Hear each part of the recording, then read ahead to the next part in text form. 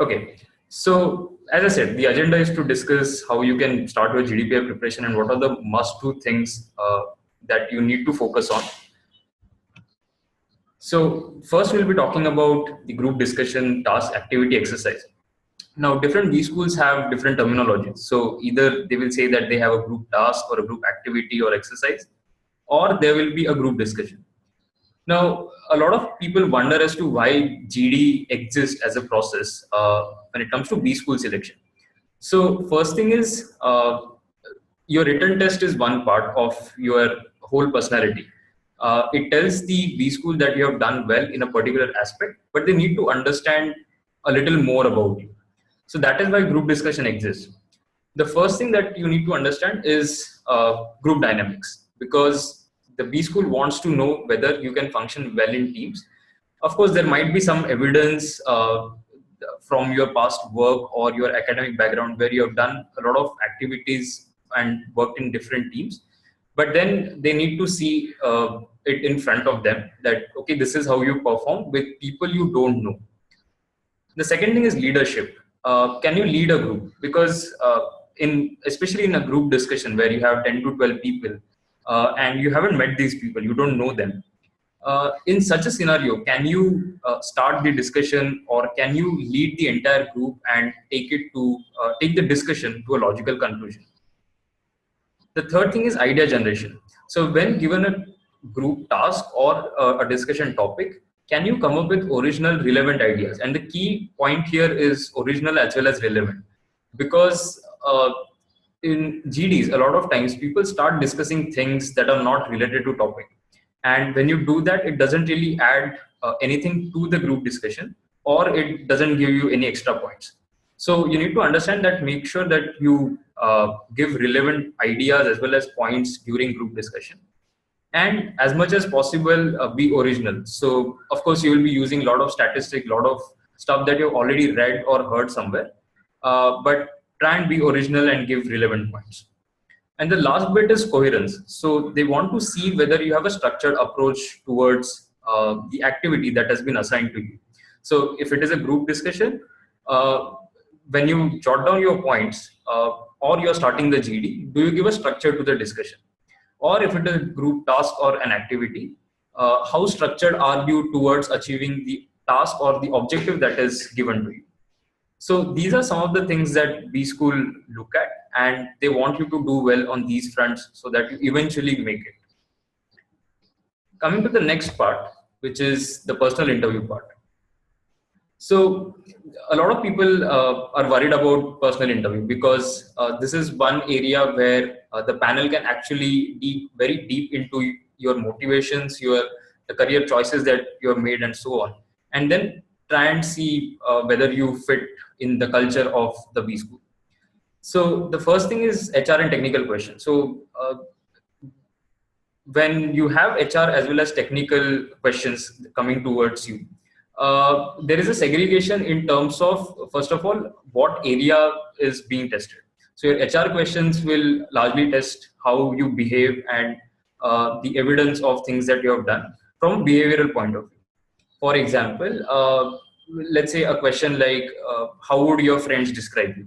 Now, this is not a technical question. They want to see whether do you know how others think of you. So it's a behavioral question. Whereas the other part of the other type of questions is technical questions, which largely test your functional expertise. For example, a technical question, if you're somebody who's in the final year of graduation, you can expect something from your course syllabus. Or if you're working somewhere, then something related to the particular aspect of the work that you're handling. The second bit is they need to understand the motivation behind your choices. So it's not only about reason behind doing an MBA from that particular institute, or deciding on MBA at this point of time in your career. They need to understand things like your basic career choices. For example, after 10th, you decided on science or commerce or arts or something else. Or after 12th, you decided on engineering. So what prompted you to take that action? Or if you finish your engineering and you completely change your stream and started working in something else, then what was the rationale behind that particular career choice? So all these questions are typically your motivation questions, and you need to prepare for them. The third, as I said, is subject expertise. So if you are in the final year or have recently completed your graduation, then definitely you might be asked questions related to the subject in which you specialize. For people who work with work experience, of course, there might be some sectoral knowledge questions. So if you're working in the, let's say, retail domain, then expect questions on retail domain. Coming to the next part, which is self-awareness. So this is one area where you can do well, because the more you introspect, the better your answers will be. So they want to know whether you know yourself or not, because a lot of times we don't really think about our decision as to how we are making those decisions or about our actions.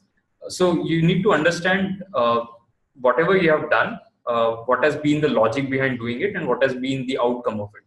So if you know yourself well, starting from your the career choices or hobbies, interests, or things that drive you, things that you don't like, all these areas, you need to make sure that you know yourself. And the last bit is awareness of surroundings. So are you updated with what's going on? Because a lot of times in interviews, they will ask questions which are not related to your area at all. They might be remotely interested to your area of interest, but of course, there can be questions where they will try and figure out if you know how, whether you know about current affairs or whether you know about how things work.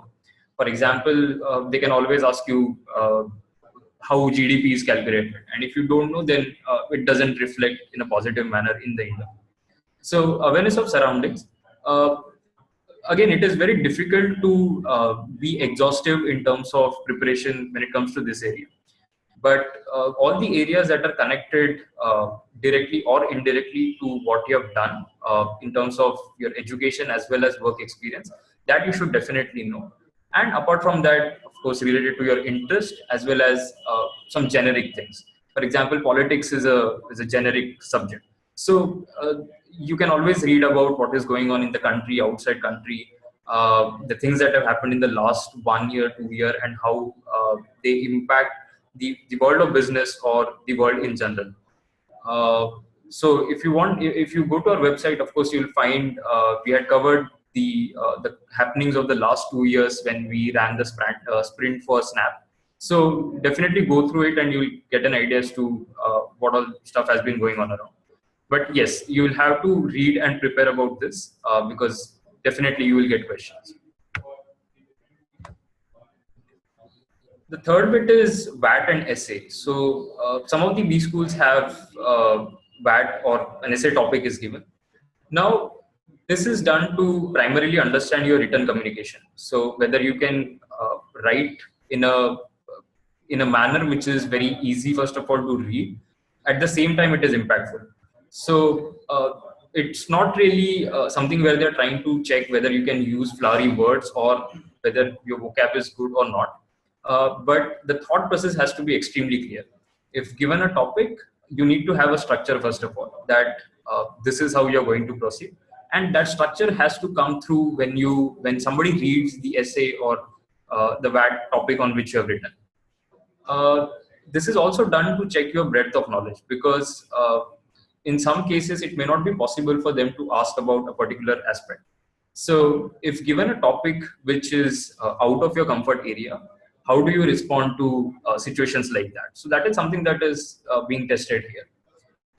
So for example, if there is a topic which is one of the current topics is the GST. Now, if you get GST as a topic for your WAT, how do you structure your answer? So what are the different perspectives that you want to offer, and how do you conclude? So you'll have a beginning, an introduction of the topic, then things that are either positive aspects of it and the aspects that are not so positive, and of course some of the counterpoints that you can give, and then how do you conclude or summarize the entire thing that you have done. In some of the institutes, you will also find psychometric assessments. And as the first point goes, this is an assessment and not a test. So a lot of people feel, and you will find people telling you that you can do well in psychometric. There is no definite way in which you can do it, first of all. The only way is to stay honest to yourself and give your responses accordingly. So it's not a test where they are trying to figure out whether you can answer in a particular manner, but it is an assessment of your personality. So they're trying to figure out if so every psychometric assessment will have questions which are trying to assess the same thing, but they're worded differently and they occur at different points of time in the test, which means that how do you respond, that is something which is more important. The next is it's trying to assess the construct of an individual. So as I said, the personality type. Also, it is used to figure out if your personality is aligned with the goals that the institute has. And this is definitely not used as an elimination tool. So don't really worry about psychometric wherever it is. Just stick to the way you actually are and respond accordingly. And definitely it will not be used as elimination.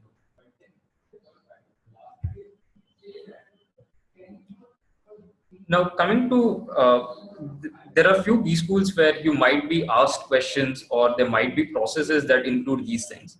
So something like talk about a picture. So you might be given a picture and you're supposed to either write about it or talk about it.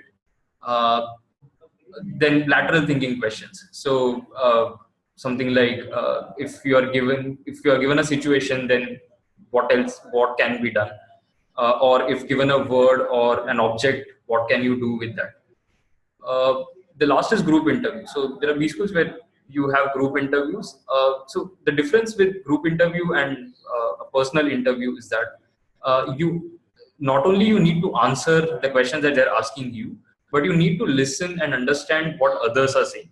So if there are the group interviews conducted for, let's say, 6 people, you have to understand the names of all 5 people first of all and what they have done, because they will also be answering questions that are exactly the questions that are asked to you or some other questions, but you need to follow what is going on in the entire exercise, because there might be questions that are related to the questions that they ask to somebody else. So pay attention to what is going on during group interview and don't really focus only on yourself or trying to assess what the next question is going to be.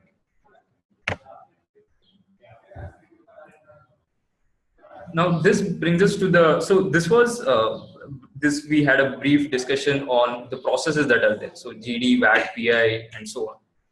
Now coming to how do you start your interview preparation.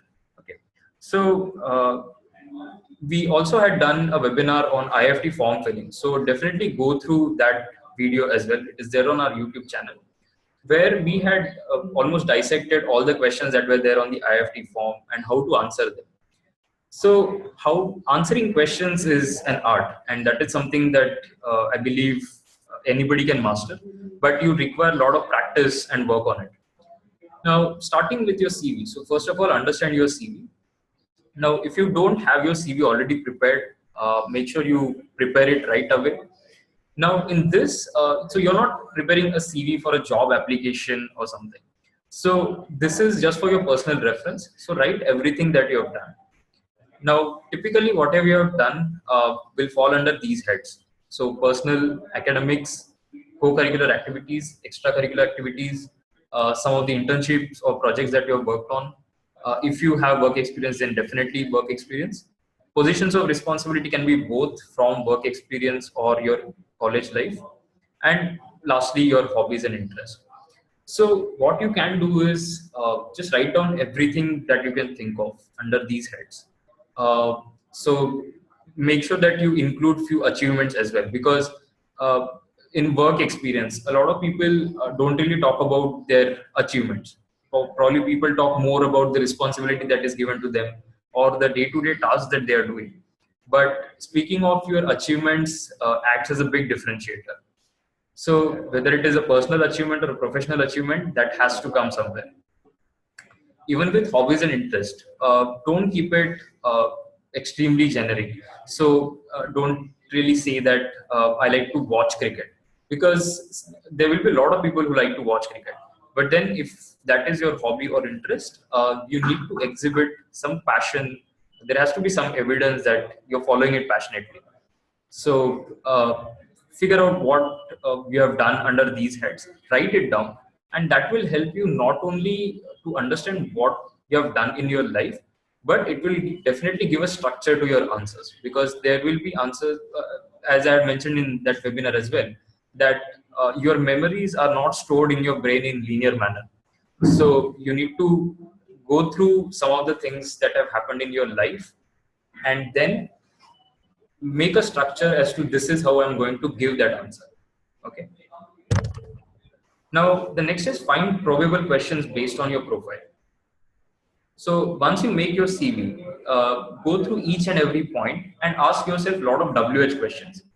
So for example, let's say you want to talk about a project that you handled in your company. Now, there might be a lot of questions and a lot of things that you actually did. So ask yourself questions like, when was this project done? First of all, okay, so 2016 was the year in which this project was done, say May 2016. What were you trying to achieve? We were trying to work with an MNC client, XYZ rupee project, and we were trying to do XYZ things. Uh, what was the outcome of what exactly did you do? So this is something that is also very important. What was your contribution? Because a lot of times people say that we did this, we did that, but we doesn't make any sense unless there is a definite context which is given to it. So when you say team or you say that we did this, make sure that you also have sentences where you say I, because you need to maintain that mix so that we understand, the panel understands what you did as an individual and what you achieved as a team. So find all the probable questions, as I said, ask WH questions and then start writing your answers. So take one particular event and then you expand on it. The more you write, the better your answer will get eventually. Write answers to typical interview questions. So we have a compilation of about 64 interview questions that one can expect. And definitely write answers, write long answers, and show it to somebody who can give his or her opinion on your answers. Because feedback is extremely important, and there is always a possibility where your answer you have written use some of the words that one is not supposed to use in answers, or something that B school interview panel will not appreciate. So definitely get your answers reviewed, and then you can reduce the length of your answers. So the ideal rule would be somewhere around, for a 2-line question, your answer should be somewhere around 7 to 8 lines or a little more than that. But it definitely should not be boring, because don't blabber, don't give 20, 25 line answers and don't keep talking, first of all, in the interview. But during our course, we'll be covering some of the finer aspects of how to prepare for interviews and how to answer questions. Because if I start talking about it, it will probably take another 5 to 6 hours. So, but definitely that will be covered during the sessions that we have planned. The fourth bit is institute research. So wherever you are applying, do a lot of research on the institute. Right from when the institute was started to what the institute has been recently doing, because this will give you some of the points that you can mention for the question, why do you want to join this particular institute? So if the institute has some tie-up with some foreign university, and that is something you feel is valuable and is going to make a lot of difference to you, definitely mention that. But this will come only if you do institute research. If you don't do it, it's not going to strike you at that particular moment. The other bit is general awareness. So it's not only useful for your essay, WAT or GDs, it's also important from the personal interview point of view. Because the more you read and aware of what is going on, whatever questions that come during the interview, you'll be able to answer those. And finally, as it is the case with a lot of things, if you don't practice the actual interview, you will not get better at it. No matter how many answers you write or how many reviews you get done, you need to sit in actual interviews, mock interviews, at least I would say about 2 to 3 interviews before you appear for your final interview. Because every interview will be different, and you will get some valuable feedback that you can incorporate in your answers as well as the way you are approaching interview.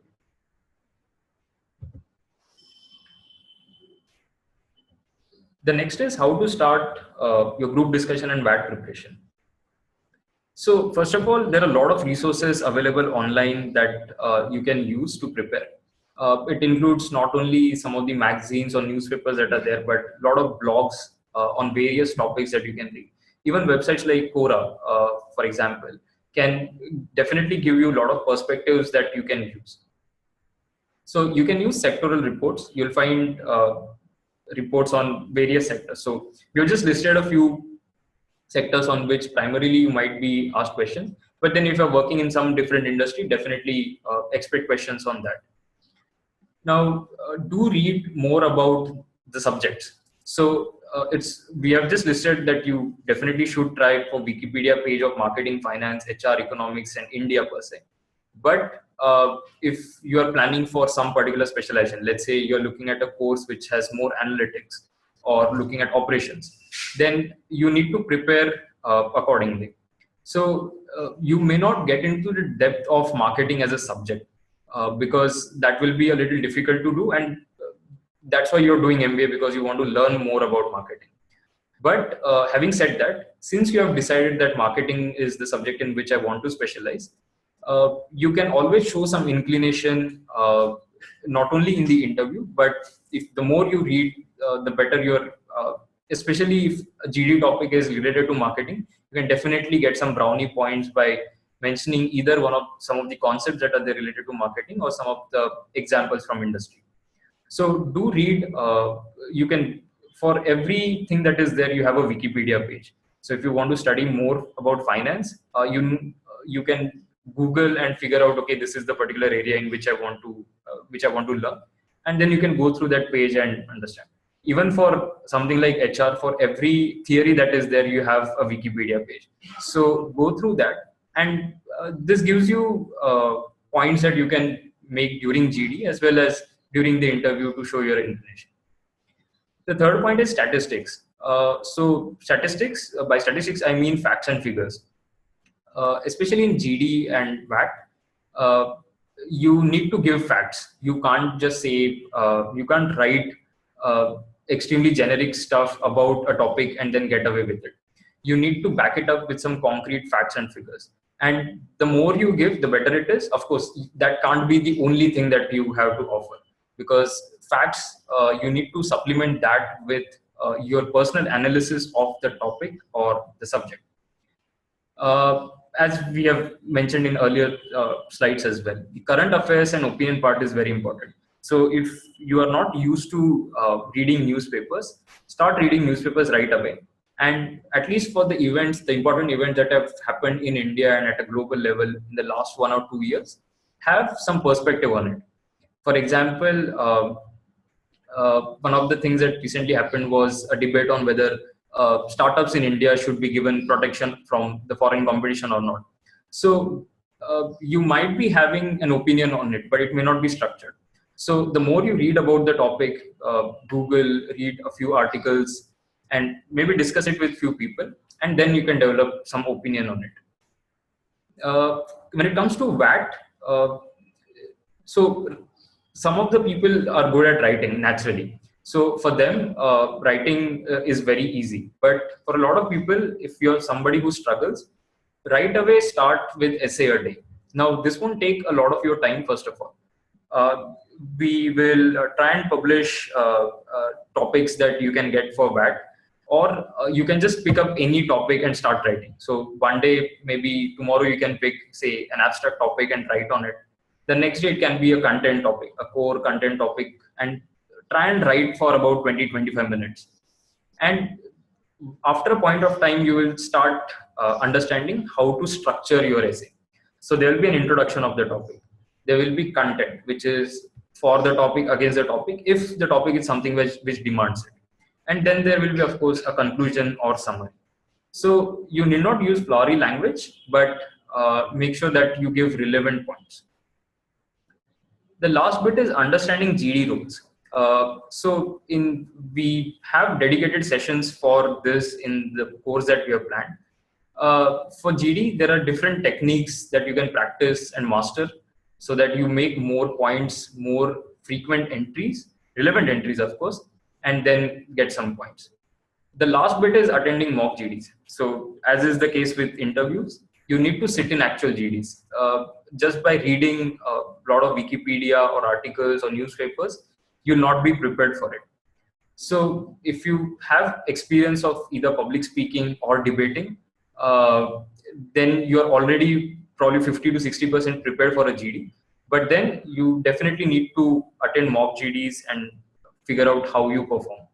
Because for a lot of people, the first GD is almost always bad, where either you don't speak or you speak irrelevant things. But eventually, people get better at GDs.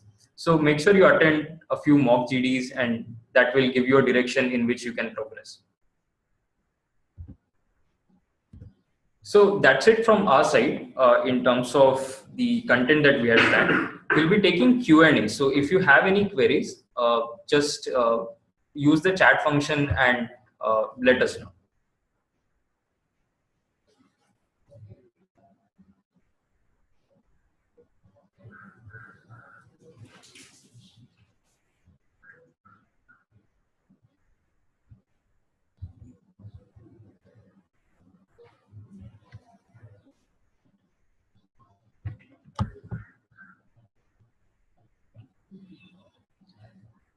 Okay, so the first one is how to prepare for group exercise. This is Shashank, by the way. To prepare for group exercise, right? So group exercise is kind of an animated form of a GD. So what happens is that it's slightly different simply because I think there is some issue with the screen. If any one of you has the access, then probably you can avoid doing that. Yeah.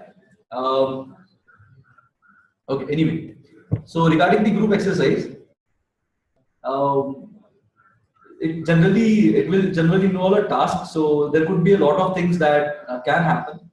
So one thing is, of course, you might have to make something out of a given situation, or probably you might be given a case study or something like that, and then probably you will have to work on that bit as a group. So generally, it's less of content and more of your group dynamics that is being tested. So generally, you will not really as in be expected to show a lot of knowledge, but taking up leadership situations or probably giving a pathway to the group so that they can handle the entire task is very important. So whenever, let's say you get some kind of a case, okay, and if you get so I'm just coming to it. So let's say you get a case. So an extremely typical group exercise is when say you have a situation wherein say some 10 of you are stuck on an island and you have some 15 objects to choose from, and you can choose only 5 from them. So it's an extremely typical case that you might get. So in these kind of situations, what we can do is, again, you have to assume some leadership position. You have to talk a bit about the theoretical part. Let's say if you have a compass and if you want to use it, or if you want to decide whether to use it or not, then you need to understand what is the utility of that object. You need to come up with a bit of a theoretical part, and then again you have to convince the group as well as to why you are correct and why your preference should be taken, or why your priorities make more sense than that of probably the entire group. So these are the 2 things that you can prepare about. And I think, in a group exercise, generally, if it does not involve a case, so this was when it involves a case where it is virtually a GD. But in situations wherein it does not involve a case, if it involves, so there used to be one thing, right? So we had this thing at Nestle as well, wherein you had to make something out of a given piece of paper, you had to create some art from it, and then you had to sell it at the end of it. So the panel really observes as to what exactly are you making. If you are involved with the group and you are making something, what is your contribution to the thought process, to the execution of your thought process? Are you simply a leader who just says, or are you someone who does it as well? So these kind of things will come into the picture. So if you have to do something, if you want to show something, or in case of symposiums, as in if you are blindfolded and if you have to arrange yourself in a circle, or that those kind of things are present, then probably what you have to do is you have to coordinate a bit. You have to come up with suggestions, because there will be no icebreaker at that point in time. All of you will not really be familiar with each other, and so if the person who takes it up as a challenge and probably introduces or probably gels the entire group, that person will definitely get some brownie points. So it's not about how good you are at making stuff or how good you are at selling stuff. It's how good you are at gelling a group of people who are probably diverse from each other. So that is the point of a group exercise. Will there be mock PI for this course?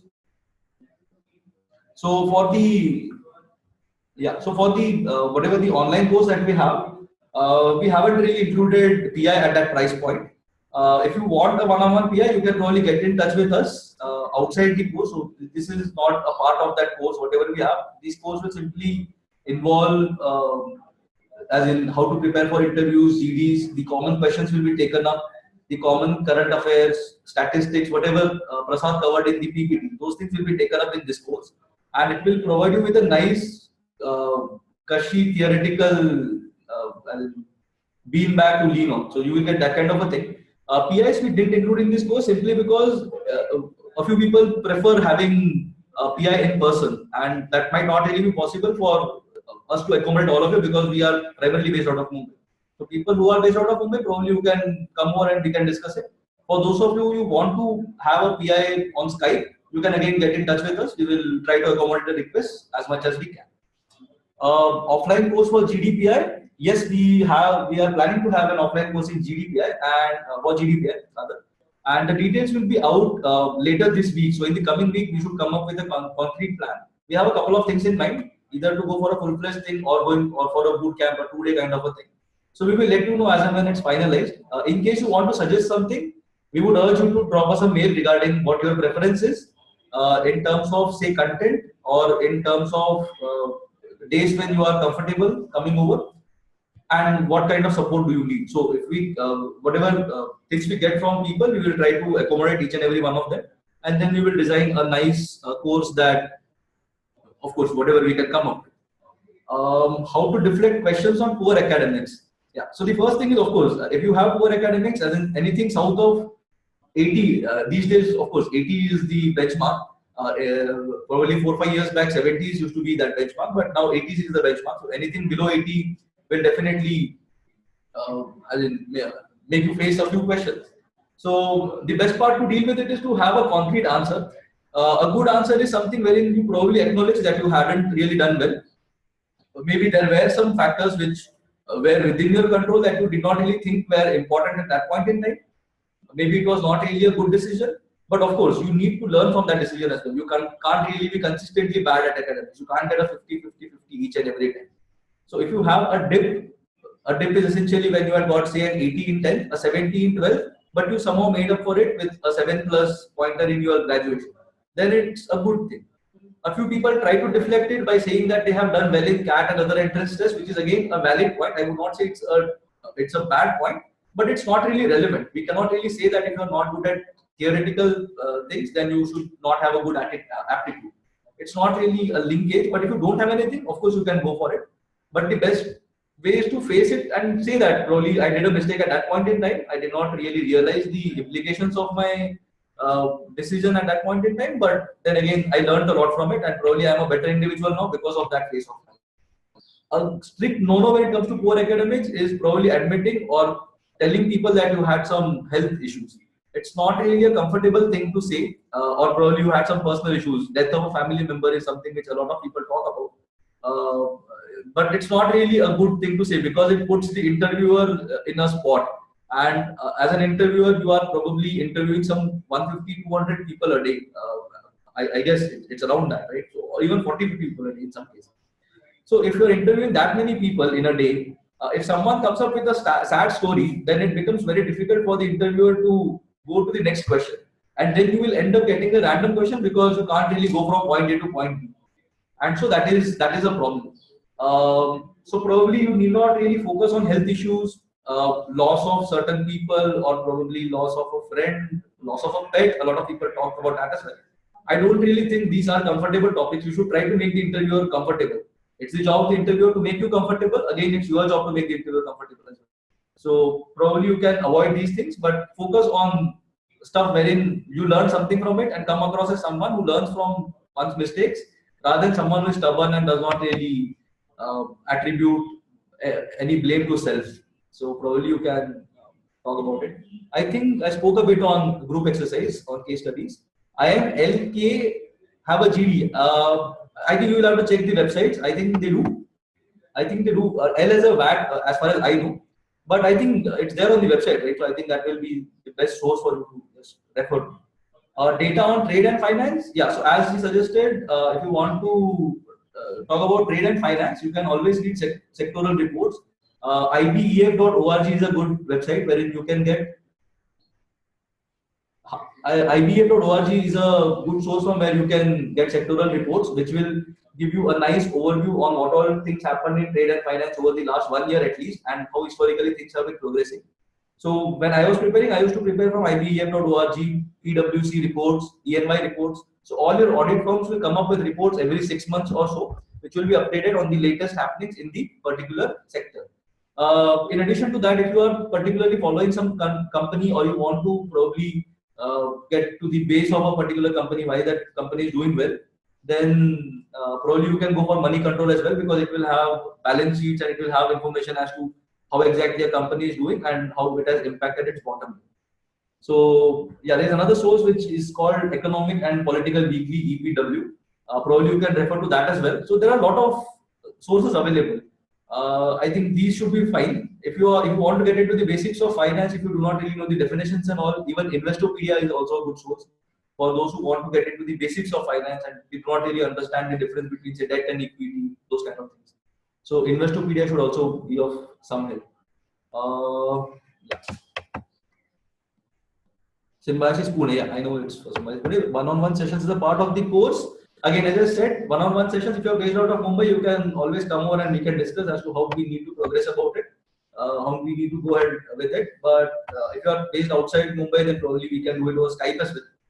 But you can just let us know as to what can be done. Insight about the PGDBA course of IMC, ISI Kolkata, IIT KGP. Again, I think we will be taking institute specifics as an insight, or we will be coming up with insights about institute specific processes at a later date. So this was just to give you an overview. So as and when we come up with it, we'll definitely let you know as to what exactly will be the takeaway from these things. But typically, if you're talking about IIM Calcutta or ISI Kolkata, then probably again, one of the things that is present, or probably one of the things that is of importance, is your hold on quant.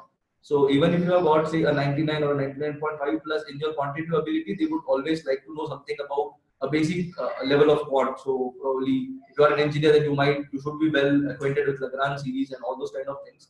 So probably you need to revisit your quant basics as well. But IIT KGP and all, I think will come up with probably compilation at a later point in time. Since I'm working in the finance sector, particularly in US mortgage, should I prepare something about 2007-8 recession, as my work is related to subprime mortgages? Yeah. So it's not really a recent thing, right? So 7-8 years have passed, and probably it has been beaten to death in all those years. So I don't think it's a recent happening. What you can focus on is probably what is coming up in the next year. So because as in Trump has been elected, and a lot of things are going on in the world because of demonetization that has been done across, as it has been started. So I don't know how exactly things are going to go. But probably there are news of an impending recession. So you might see another recession coming up soon. So probably you might get some questions, or you might be able to provide some insights as to what exactly can expect in the future. So what happened in 2007-8 subprime crisis, I don't know if anybody will ask you that. But probably how to avoid it, or probably if you see another recession coming, is there any other sector from which probably it might impact? These kind of things probably you will have to take care of. My mail ID, you can mail it to us at contact@learningroots.in. So of course I will reply to it. It's not an issue. So you can mail it to contact@learningroots.in. Language skills in WAT. Okay, so this was not really for everyone. Yeah, it was for everyone. Anyway, yeah. Language skills for WAT, and if you do not really have a good vocab. Again, it's important. See, it's not really something which you can probably take for granted, because if they didn't really want to see how you write, then they wouldn't have taken a WAT. They would have simply asked you in person itself. They would have had something in your interview. But again, if you have to write something, then you have to make sure that you have legible handwriting. Now, I'm not saying that you should be a calligraphy expert or you should have extremely beautiful handwriting, but you should have something which is legible. You should be able to separate an E from an O. You should be able to separate an R from an N, and those kind of things. So if you can write legibly, great. Regarding vocabulary, I would suggest that you use as less vocab as possible. Do not really get into the intricacies. Do not really write a lot of long words which you are not very comfortable as in spelling. Right. So if you are trying to write professor and if you are not really sure what the spelling is, then probably it's not really a good idea to write professor in the first place. You can probably write faculty or you can write something like that. Yeah. So again, there are a lot of words. So people like using a lot of words, but again, context is very important, one thing, and spelling is very important. If you do not really have a good vocab, you can probably dumb it down, I would say. In extremely simple words, I would say that you can dumb it down. Write it as if you're explaining it to a 10-year-old or a 12-year-old, and I think it should still be fine. It's better to write something which is simplistic in nature, but to the point, than write something which has a lot of errors. And I don't know, as in vocabulary will not really give you brownie points, but your thought process, how you write, how you try to tell people, that will be something which will definitely help.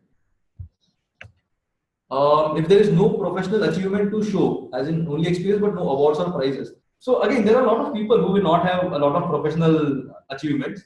I'm so sorry. Yeah. So again, there are two things, right? One is achieving something, the other is participating in something.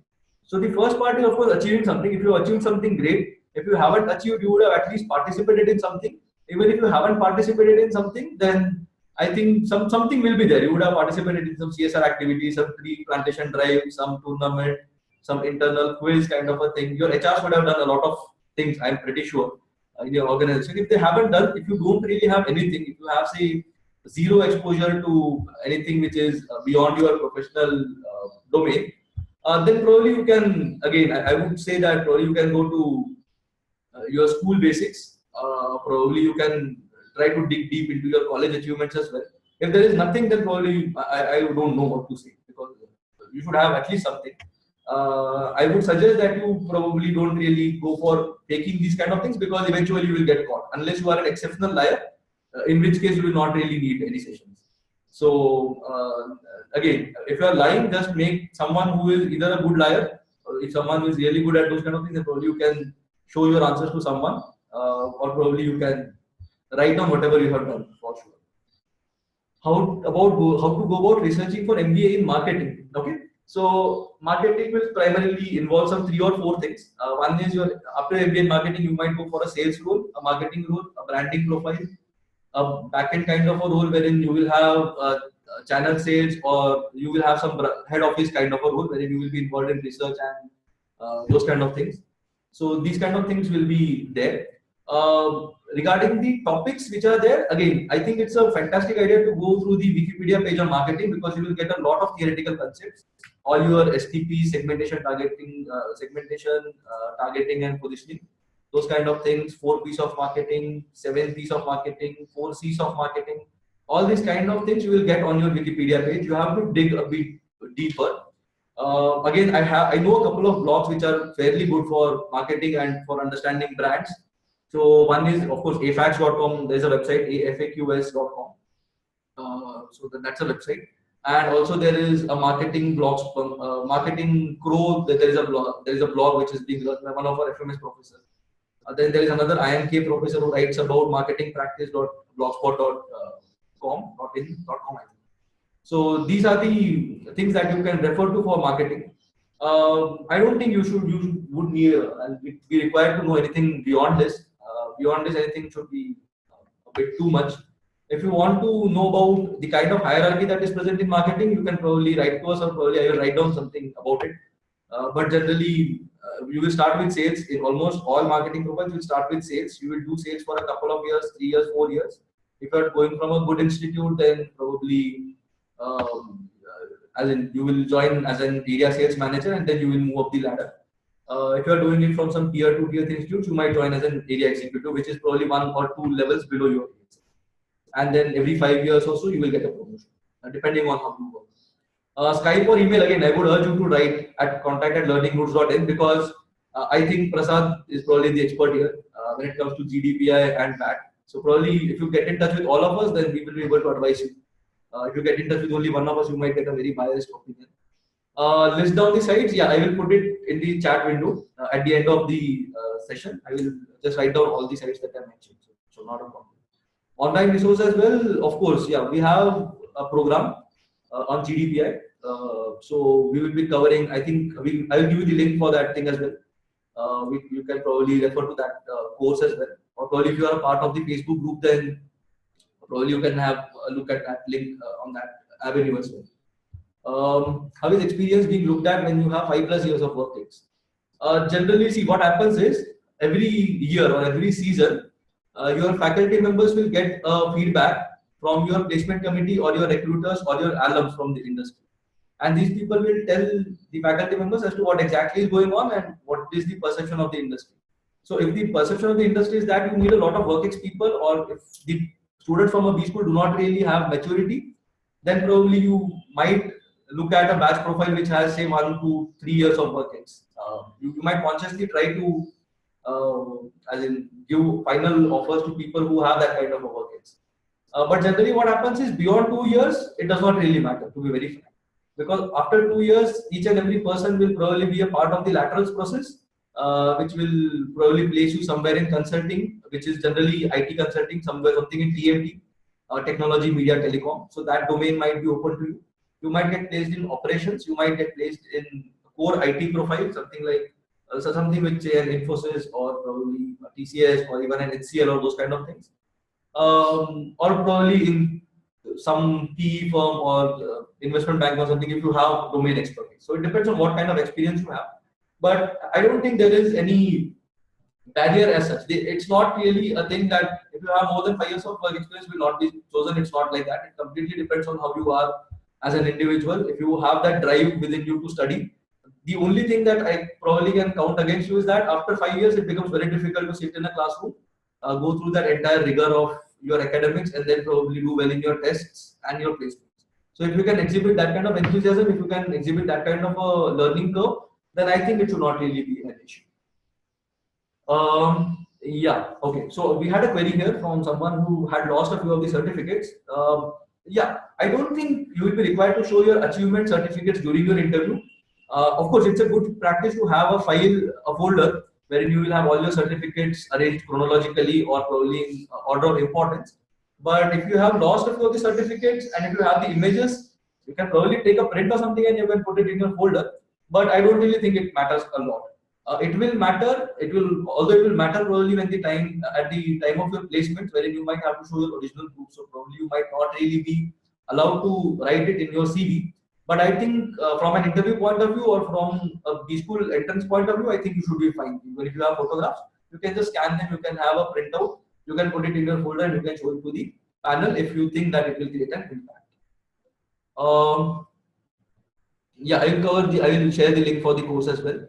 How many videos will be there in the GDPI course? So yeah, so we are planning to have some 25 videos in that course, and each video will probably be somewhere of the duration of 1 hour or something, 1 hour to 1.5 hours, depends on the content. So I think you will have a total of somewhere around 35 to 40 hours of content that will be present, and it will be core content. I don't think that there will be a lot of gyan in that.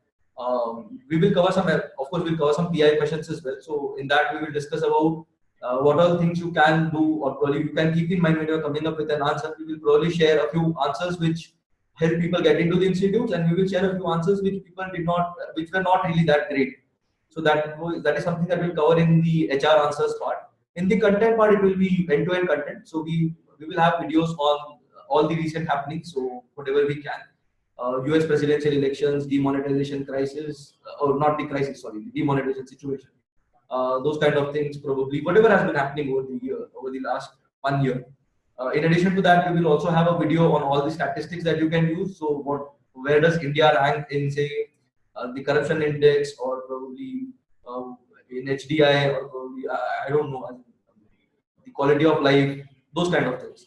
So probably we'll cover those things as well in our video course. It will be a kind of a reference material. It will be a nice reference material for you in case you go for your GDPI processes. So that will be the case.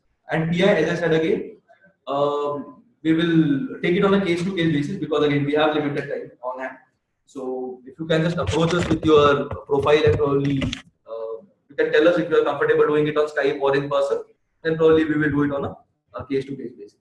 So I'll just write down the names of the sites that I mentioned, and probably I will send it. So probably it will help you prepare. Okay. So the first one is ibef.org. the marketing blog that I mentioned. It's marketingpractice.blogspot. I think it's blogspot.com. If it's not .com, probably you can try for .in as well. I'm not very sure of the thing. Marketing Crow. There is a blog by Harsh Verma. You can probably refer to swaminamics.org. So in this, Swaminathan Anklesharia, he's probably a noted person who writes about. I'm so sorry. I think I said it. Yeah, swaminamics.org is another website that you can follow. It's a good source. India.gov.in for all the India-related statistics. Money control. EPW. So I think you can probably go through these points. And again, as I said, PwC, ENY, Deloitte, sectoral reports. So you can probably go through these sectoral reports as well. And I think that should be fine. Again, I think we got a couple of questions. I think we got another question. So I'll just answer that question. Yeah. Okay. I resigned from my job for preparation. Will it have an impact on my interview? Of course. So they will probably try to ask you, and they will definitely ask you as to why did you quit your job and what exactly did you do in that period. So if you say that you prepared for your interview or you prepared for CAT, it does not really make sense simply because then your second question will most probably be that are you not good at multitasking or not, and then it becomes a cat and mouse thing. And I'm not a big fan of getting into that cat and mouse thing wherein the interviewer will try to catch you and you will probably, yeah, I think, okay, fine. Yeah, you can probably switch off your videos and your mics as well because I think it's distracting for us. Anyway, so probably you can talk about what you did during that process. And again, if you are not, as in if you are just prepared for your CAT or for your entrance test, I don't really think it makes a lot of sense because again, as I said,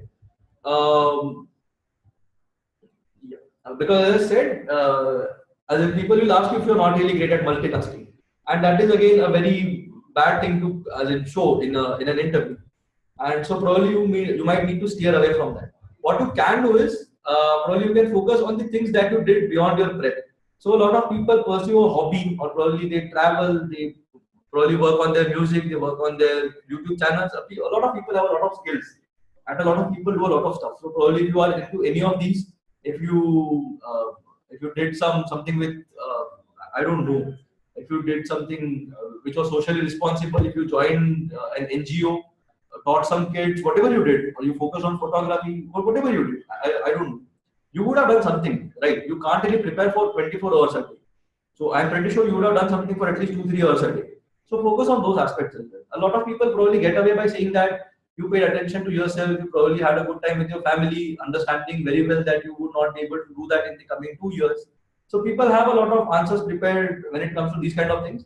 But saying that you prepared for CAT is not really a great answer in my opinion. So you will probably need to steer clear from that. You can probably say that, okay, I wanted to focus, I wanted to give it my best shot, and so I wanted to make sure that my goals were aligned. I wanted to give myself a challenge, that kind of a thing. So probably you did it for yourself, and probably you say that I wanted to give some time to myself as well. I wanted to develop a particular hobby, a particular interest. I wanted to spend time on doing something that I love, and I did it for the last 6 months, and I felt that it definitely impacted my performance in the entrance test as well. So you can probably have a nice answer design, something on these lines, and probably you can answer it that way. Is it worth going for SIMB based on ROI or another attempt at CAT being a fresher? SIMB, I think you mean SIBM by SIMB. I hope you mean SIBM by SIMB. Okay. Yeah. Okay. Anyway, there are a lot of things in this question. SIMB one thing, ROI is one thing, pressure is another thing. So there are a lot of hanging apples here. I'll probably try to attack the ROI part first. So what is ROI? Again, that has been an age-old question. Your ROI cannot be your average salary minus your fee. that is not really your ROI. Your ROI is something which you will probably calculate at the end of your career. I don't know. It depends on a lot of factors. How you did in this year's entrance test. If you're getting a call from SIPM Pune, then probably you would have scored somewhere in the 98 or 99th percentile in SNAP, which I think is a good score. So if you can afford to put in another year, overall the college, it's a very good college. It's a brilliant college. If you want to hear that, it's not a bad college at all. But again, it depends on a lot of factors. If you are preparing for, if you are preparing for CAT again, then again you need to have some area of improvement. If you had given it your best shot this year, and in spite of that you did not really get a better institute than SIPM Pune, then I would probably not really put all my eggs in the CAT basket for another year. So that is my take on it. But if you have a nice job that you can do for another year, if you do not really have any issues on that front, and if you genuinely feel that you can do a lot better than you did at this year's CAT or ZAT, then probably I think you can definitely take it up. You can definitely take it up one more time. So that should not be an issue. But one thing I would definitely suggest that you get done with the process first. You are not really, you have not really got into SIPM Pune at the moment, right? You will definitely get a call, but you have not entered you haven't got the final letter. So I would definitely urge you to go for the process at least.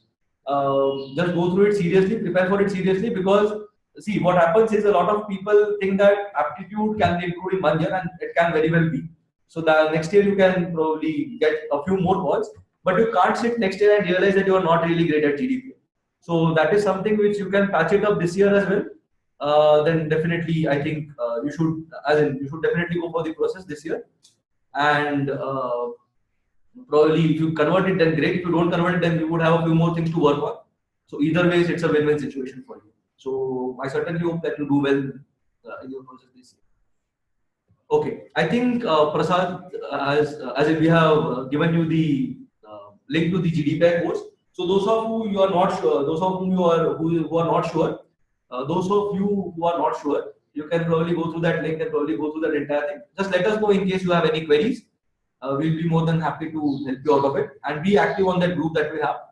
We will be putting quite a few things on that group in the coming few days. Okay, I think we will wind up the session now. We have already gone beyond what we had planned for. So I think we will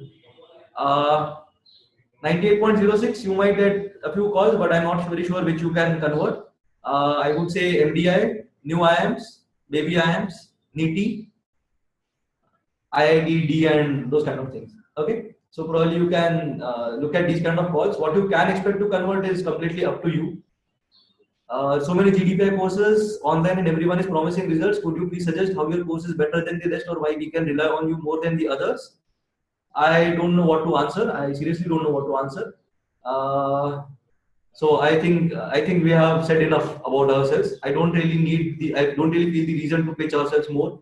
And if everyone is promising results, then probably I don't really like to promise results before seeing the dedication that an aspirant has. So I will not promise anything to any one of you right now. If you want to enroll, you can very well enroll, and the only thing I can promise you is quality, of course. I can't really argue about that, but I can't really promise anything beyond that. So if you want to join any other course which promises you results, then all the best, and I'm very happy for you to convert it. Great. I don't really mind it. Yeah, 31 marks in that, I think it will be somewhere around 97-98% is what I feel. But then again, the keys might not be accurate, so that will be a different. Yeah, those of you who want to join the GDPI course can of course get back to us. We will be more than happy to help you out. And yeah, I think we'll wind up this session. We will not release the ZAT keys. ZAT results will come out somewhere around the 26th of January. Manish, we got your query. You drop us a mail. We will definitely let you know. We are not missed out on it. Don't worry. Okay. I hope we can wind it up now. Yeah. So how to join the GDPI course? I think you can again go to that link. You can just see that thing for yourself, and I think we have already shared it in the chat window also. Probably you can go to it. Okay. Yeah. Fine. I think we'll just close the session. And probably you can just let us know in case you have any queries regarding the course or anything else. And probably we will get back, and we'll definitely get back to you. Okay. So thanks everyone for being with us. Hope all of you do well. And in case there is anything, of course, get in touch with us. No, not an issue. So we'll just close the recording, and that's about it. Yeah. Thanks a lot. Thanks a lot, guys.